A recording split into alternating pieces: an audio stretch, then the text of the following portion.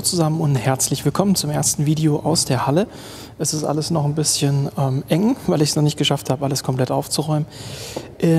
Heute geht es im Video nochmal um den Camaro. Ich greife nochmal das Thema mit den Stabilisatorgummis auf. Ich habe mir jetzt nochmal zwei andere Stabilisatorgummi-Varianten bestellt. Zum einen diese hier, die haben keine Halterung. Das heißt, ich hoffe, die passen dann in die Originalhalterung. Das müssen wir dann gleich mal gucken. Und zum anderen diese hier aus Polyurethan, die ich eigentlich am liebsten verwenden würde. Da ist halt nur die Frage, die sind wirklich sehr steif, wie gut ich die, sage ich mal, montiert bekomme. Das Fahrzeug habe ich jetzt schon aufgebockt und ja, in dem Fall ehrlich gesagt, springen wir gleich rüber ans Fahrzeug. Das Grundprinzip kennt ihr ja schon aus dem ersten Video, wo ich das versucht habe. Jetzt hoffe ich mal, dass es heute ein bisschen besser läuft und ich im Idealfall diese Polyurethan-Buchsen verbauen kann. Das war übrigens ein ganzer Satz. Bedeutet, da sind auch noch andere Buchsen mit dabei für ja, andere Stellen an der Aufhängung. Das möchte ich aber heute nicht angehen. Heute möchte ich nur das Thema hier angehen und dann schaue ich mal, wie weit ich da komme. So, wie gesagt, das Auto ist aufgebockt.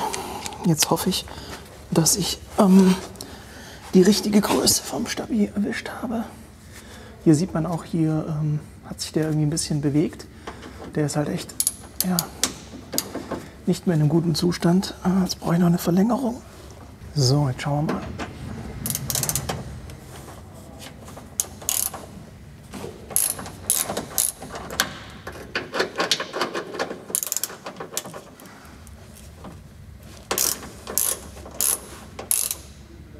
Nur ich sehe gerade, die rechte Seite hat sich wieder ein bisschen abgesenkt. Die muss ich noch mal ein bisschen anheben.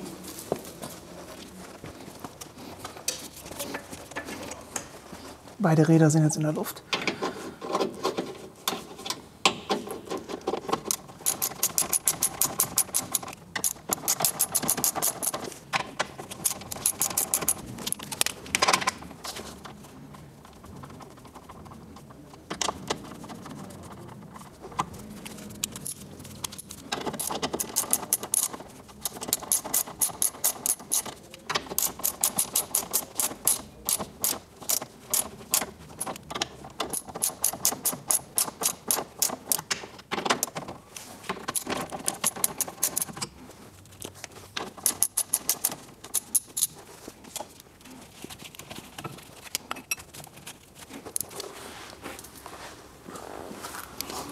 So, die Seite habe ich jetzt gelöst.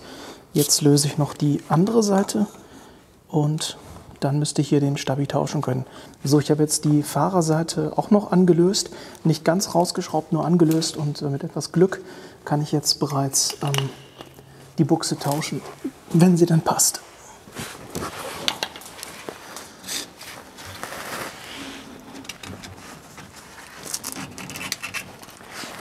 Was man jetzt hier auch sieht, da ist relativ viel Unterbodenschutz drauf, was natürlich die, ja, sag ich mal, ich habe hier vorher mit der Schieblehre gemessen, aber dadurch, dass da gut nochmal 1-2 mm Unterbodenschutz drauf sind, ist das dann schwierig zu bestimmen. Jetzt schaue ich erstmal, ob die Halterung passen würde von den Löchern. Das sieht gut aus. Und jetzt muss ich noch gucken, dass ich den Polyurethan Gummi da drüber bekomme. Übrigens, wenn ich mir das jetzt so anschaue, ist das von der Verarbeitung her tatsächlich genau das Originalgummi, was ich euch eben auf der Werkbank gezeigt habe. Ich blende das nochmal ein. Die auf der linken Seite waren, das sind scheinbar die Originalen. Aber man sieht auch, das ist schon total verzogen. Jetzt die große Frage, wie ich das so weit gespreizt bekomme, um das hier drüber zu schieben. Ich schaue mal, ob ich hier ein Spreizwerkzeug oder so finde. Ich habe jetzt hier so ein, eigentlich für Innenraumclips zum Entfernen oder Lösen, so einen Spreizer genommen. Und mit dem kann ich das jetzt weiter öffnen. Ich hoffe, dass ich es damit schaffe, das über die ja, Stabilisatorstrebe zu schieben. Muss ich jetzt mal schauen.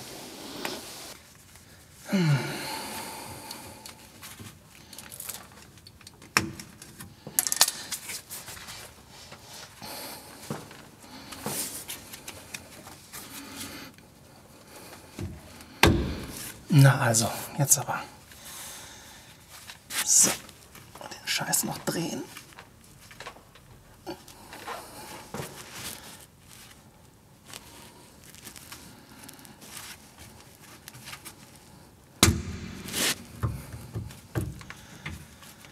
Ja, das ist aber jetzt das Problem. Ihr könnt das jetzt wahrscheinlich nicht sehen. Ich drehe es mal noch weiter. Wie man hier sehen kann, der ist jetzt definitiv zu klein. Scheiße. Okay, muss ich dieses Originalteil holen. Hoffentlich kriege ich den da jetzt einigermaßen runter. Er wollte ja eben schon nicht drauf. Wahrscheinlich will er dann noch nicht mehr runter.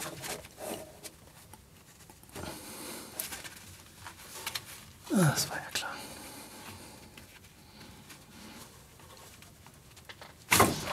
Okay. Dann hole ich mal das Originalteil. So, jetzt habe ich das Originalteil geholt. Das muss eigentlich auf jeden Fall passen. Ist auch, wie man hier sehen kann, ziemlich identisch.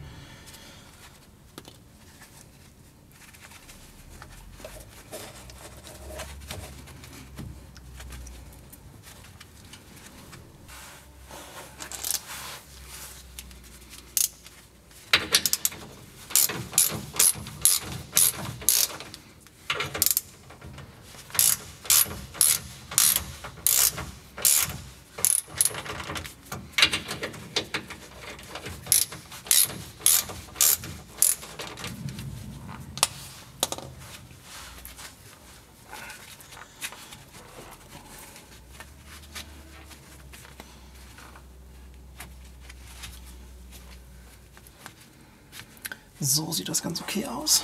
Jetzt kommt die Klemme drumherum.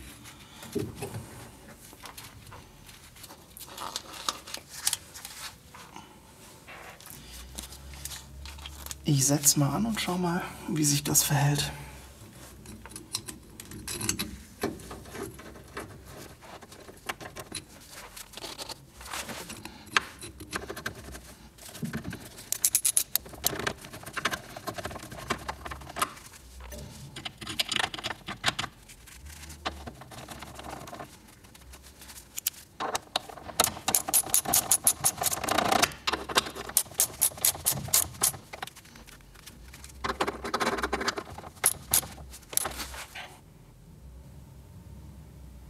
Ich bin jetzt schon ein bisschen irritiert, dass der Spalt noch relativ groß ist. Ich meine, klar, hier fehlt jetzt noch einiges an Schraubenweg.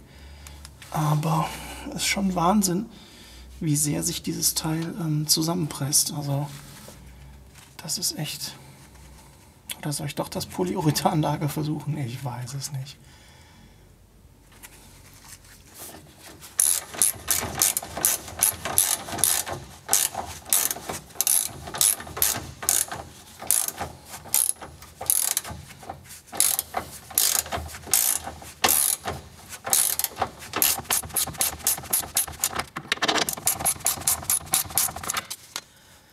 So, das gleiche mache ich jetzt an der anderen Seite und dann zeige ich euch, wie das am Ende aussieht, wenn ich hier die entsprechenden Lagergummis getauscht habe.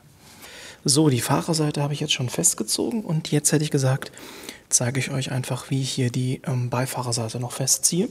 Dazu nehme ich mir einen Drehmomentschlüssel und ziehe das Ganze mit 70 Newtonmeter an und danach markiere ich mir das, damit ich feststellen kann, sollte sich dort im Laufe der Zeit etwas lösen, sehe ich das dann, wenn sich die Markierung verschoben hat.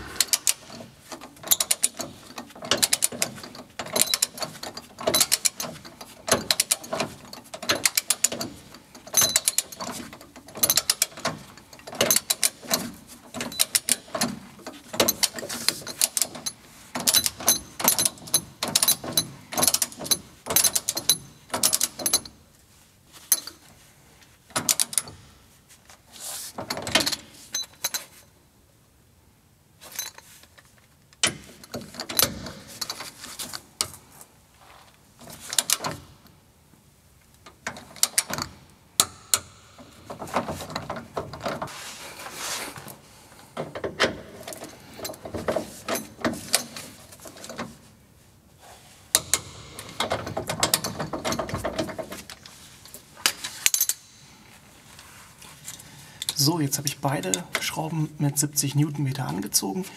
Man sieht jetzt auch hier, der Spalt ist komplett geschlossen. Ich zeige euch das gleich nochmal von der Nahaufnahme. Der Gummi umschließt den Stabilisator vollumfänglich. Das sieht sehr gut aus. Ist jetzt eben leider kein Polyurethan-Stabilisator, kein Polyurethan-Gummi.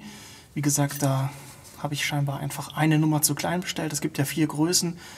Ich habe jetzt sozusagen die große Größe, die zu kleine Größe und die richtige Größe.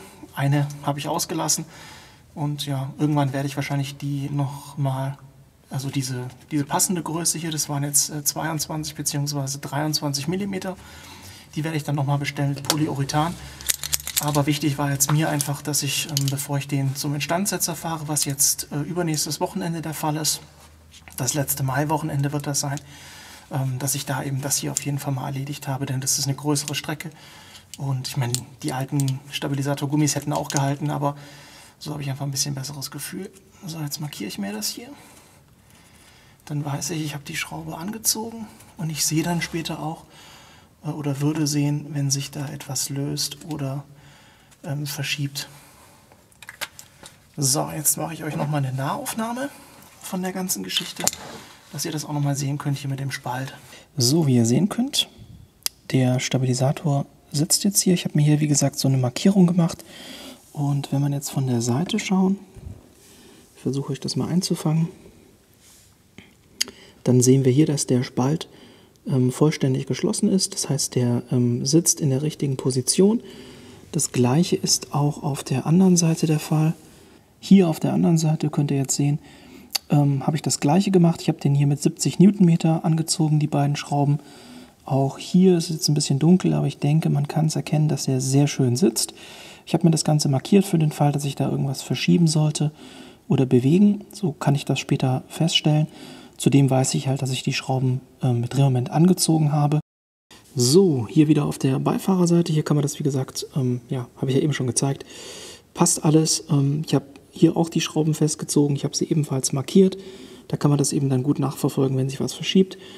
Ja, jetzt konnten wir das Video Gott sei Dank abschließen. Wie gesagt, vielleicht noch als kleiner hilfreicher Tipp für euch.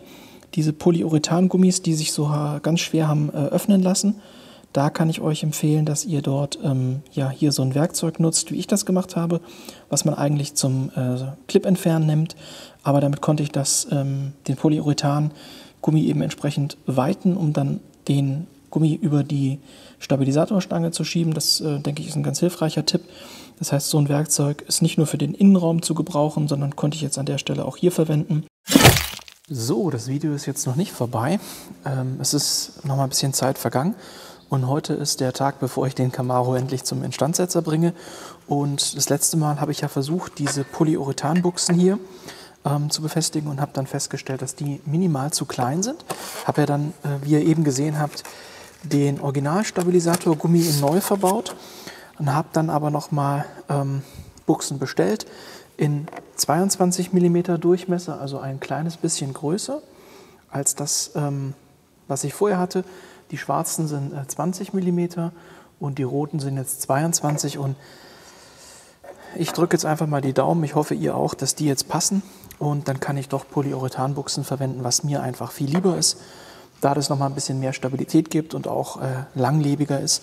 Zudem habt ihr ja gesehen, die Originalbuchsen, die sitzen auch jetzt nicht so richtig schön. Also die hier mit dieser Klammer komplett um die Buchse herum, finde ich, sitzen viel schöner, haben auch eine gerade Auflagefläche. Die Originalbuchsen hatten ja unten so einen kleinen, wie sagt man da, so einen kleinen Bauch oder sowas. Das heißt, die waren nicht ganz flach, die Originalbuchsen. So, ich habe jetzt bereits angefangen, die eine Seite, das ist jetzt die Beifahrerseite, anzulösen wieder. Und ich denke, man kann das relativ gut erkennen. Ich zoome noch ein bisschen ran. Ich hole auch nochmal das Licht von der anderen Seite hier rüber. So kann man das, denke ich, ganz schön erkennen, dass der Gummi, also der Stabilisatorgummi, jetzt nicht so richtig schön sitzt. Und das hoffe ich eben mit den Polyurethan-Buchsen, dass das nachher nicht mehr der Fall sein wird. Bedeutet, ihr kennt das Prozedere ja, ich löse jetzt auch die andere Seite leicht an, löse diese Beifahrerseite dann komplett, tausche die Buchse und dann zeige ich euch mal, ob es passt und wie dann ja, insgesamt der Sitz von der Buchse selbst ist. So, das ist jetzt die neue Polyurethan-Buchse. Ich habe jetzt die Fahrerseite auch angelöst. Das heißt, ich müsste das hier jetzt eigentlich wegbekommen. Theoretisch.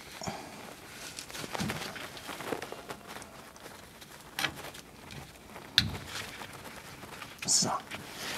Und das Material hier von der Originalbuchse ist wirklich nicht so schön. Und das ist dieses Dach, was ich vorher meinte, dass es eben nicht ganz flach ist, wie jetzt bei der Buchse, sondern dass hier so ein Dach drauf ist, was ich nicht so geil finde. So, jetzt nehme ich das mal aus der Halterung und dann drücken wir mal die Daumen, dass ich das hier drüber bekomme und dass das passt vom Durchmesser. Übrigens kann man die hier auch schmieren.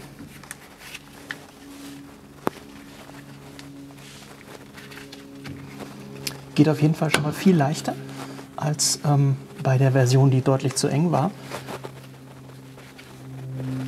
Und jetzt haben wir hier auch noch einen relativ kleinen Spalt. Den sollten wir geschlossen bekommen. Jetzt müssen wir nur gucken, ob das mit den Löchern passt. Hier sieht das erstmal gut aus.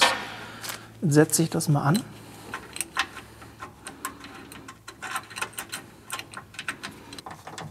Sieht auch okay aus, okay. Dann probiere ich das Ganze mal festzuziehen.